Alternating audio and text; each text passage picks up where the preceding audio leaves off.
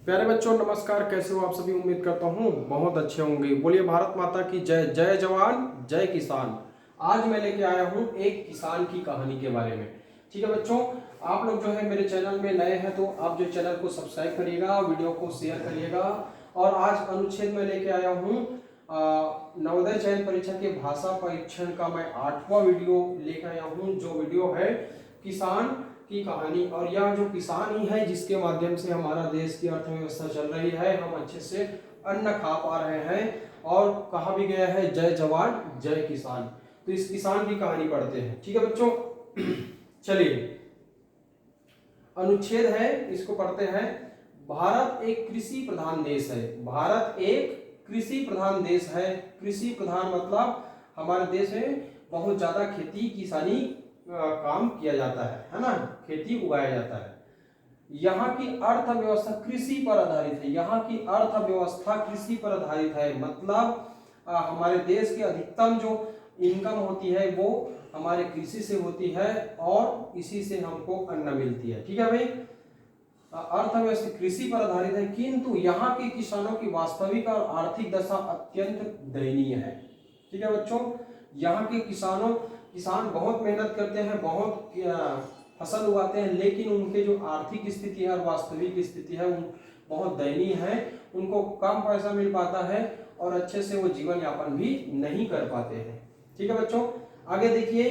कृषि उत्पाद में इच्छित वृद्धि लाने के लिए आधुनिक तरीके से खेती करना आवश्यक है ना। अगर हमको इच्छित वृद्धि लाना है ना, कृषि उत्पादन में इच्छित वृद्धि लाना है ना, अच्छे से उत्पादन। अगर हमको 1 एकड़ खेती में अगर हमको 70,000 80,000 कमाना है तो हमको आधुनिक तरीके से कृषि करना पड़ेगा, आधुनिक यंत्रों का उपयोग करना पड़ेगा, है ना। उपचारित बीज का उपयोग करना पड़ेगा, है ना। रोपाई मशीन का उपयोग करना पड़ेगा, अच्छा फर्टिलाइज का उपयोग करना पड़ेगा। ठीक है बच्चों, ठीक है। और आधुनिक तरीके से खेती करने के लिए रुपयों की आवश्यकता होगी, है ना, क्योंकि अच्छे किस्म के बीज लाएंगे तो हमको रुपये की जरूरत पड़ेगी, तभी हम खरीद पाएंगे, है ना। मशीन से हम खेती करेंगे तो मशीन को हम किराए से लाएंगे तो उसके लिए पैसे लगेगा, मतलब रुपये की जरूरत पड़ेगा। ये रुपया किसान उच्च ब्याज दर पर महाजनों से प्राप्त करता है भाई, है ना। महाजनों से जो ब्याज में पैसा देते हैं उनसे प्राप्त करते हैं, ब्याज में पैसा लेते हैं।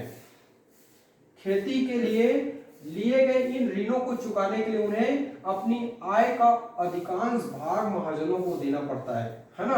अगर उनको कर्ज लिए हैं तो उस कर्ज को चुकाने के लिए जितना उत्पादन हुआ रहता है उसका अधिकांश भाग उसको महाजनों को ही चुकाना पड़ जाता है। यही कारण है कि किसानों की माली हालत सुधर नहीं पा रही है। यही कारण है कि किसान की माली हालत मतलब उसको गरीब के गरीब है, अच्छे से आगे नहीं बढ़ पा रहे हैं।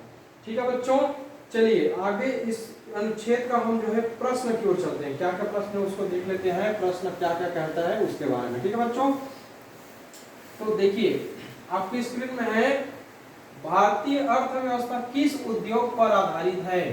पटसन उद्योग पर नहीं, चाय उद्योग पर नहीं, कृषि उद्योग पर हाँ, कृषि उद्योग पर आधारित है, इस्पात उद्योग पर नहीं, है ना। अर्थव्यवस्था जैसे अनुच्छेद में दिया गया, देखिए यहाँ की, है ना, भारत की अर्थव्यवस्था कृषि पर आधारित है। किस पर आधारित है? कृषि पर आधारित है। ठीक है बच्चों, अगला देखिए, भारतीय किसान की वास्तविक तथा आर्थिक दशा कैसी है? अत्यंत अच्छी है क्या? नहीं है।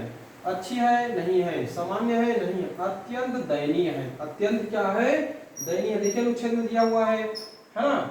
अनुच्छेद में क्या दिया हुआ है देखिए, तो यहाँ पे देखिए, किसानों की वास्तविक और आर्थिक दशा क्या है? अत्यंत क्या है भाई? दयनीय है। ये दिया हुआ है, इसीलिए इसका जो है सही उत्तर हो जाएगा अत्यंत दयनीय है। ठीक है बच्चों, चलिए आधुनिक तरीके से खेती करना क्यों आवश्यक है?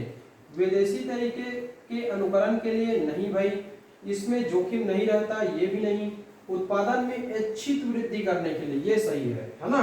किसानों की दशा में सुधारने के लिए ये भी सही हो सकता है, लेकिन अनुच्छेद में हमको बोला गया इच्छित वृद्धि करने के लिए इसका जो है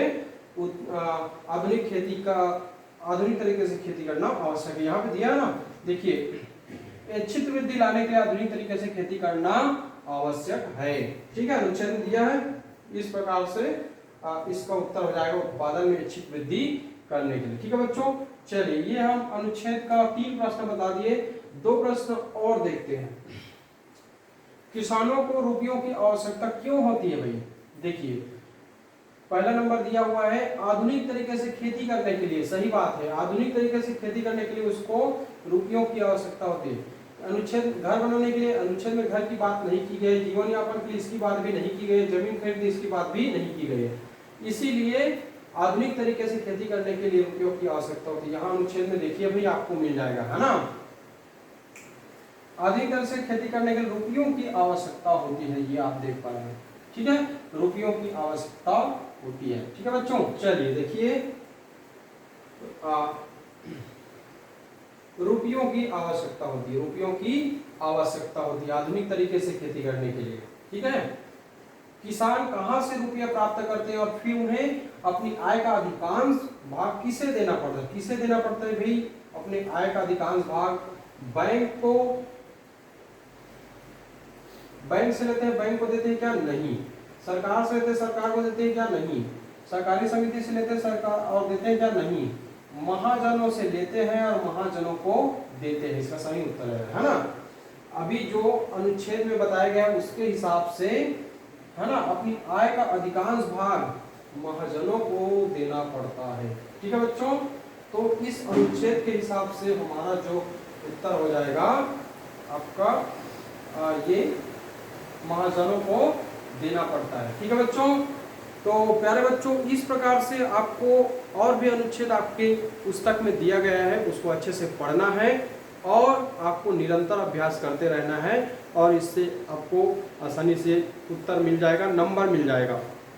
ठीक है बच्चों, तो चलिए स्वस्थ रहिए, मस्त रहिए और पढ़ते रहिए। अगला वीडियो मैं जल्द ही आपके लिए लेके आऊँगा। चलिए खुश रहिए, धन्यवाद।